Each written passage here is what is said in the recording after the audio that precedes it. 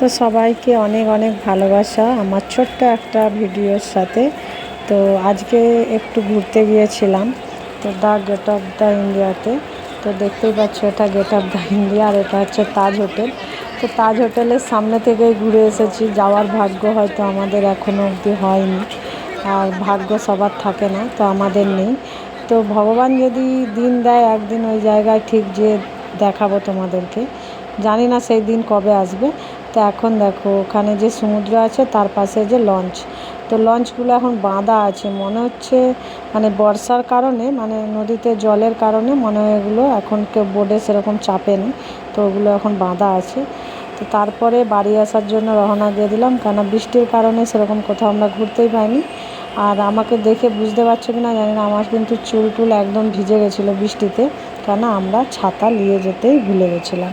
আর আমার ছেলে দেখো দুতলা বাসে চাপবে, তো আমরা ভাবছিলাম যে ট্যাক্সিতে যাব, তারপরে ওর ইচ্ছে পূরণ করার জন্য দুতলা বাসের দিকে রওনা দিলাম। তো আমরা চাপতে পারিনি, কেন লাইন দিয়ে চাপানো হচ্ছিল, তো লাইন দিতে দিতে ওই বাস ভর্তি হয়ে গেছিলো, সবাই চলে গেছিলো, আর আমরা লাস্টে সিঙ্গেল বাসেই এসেছি। তারপরে স্টেশনে চলে এসেছিলাম, তোমার মুম্বাইয়ের বড় স্টেশন যেটাকে ভিটি বলা হয়, সিএসটি দুটো নাম আছে। তো ওই স্টেশনে টিকিট কাউন্টারে টিকিট কাটা হচ্ছে। তো আমরা এখন বাড়ির দিকে রওনা দেবো।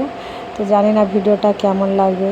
তো ভিডিওটা তোমাদের যদি ভালো লাগে তাহলে লাইক কমেন্ট করে পাশে থেকো। যা তোমাদের একটা লাইক কমেন্টের মানে জোরে আমি ভিডিও করার উৎসাহটা আরও পাবো। তো সবাই ভালো থেকো, সুস্থ থেকো।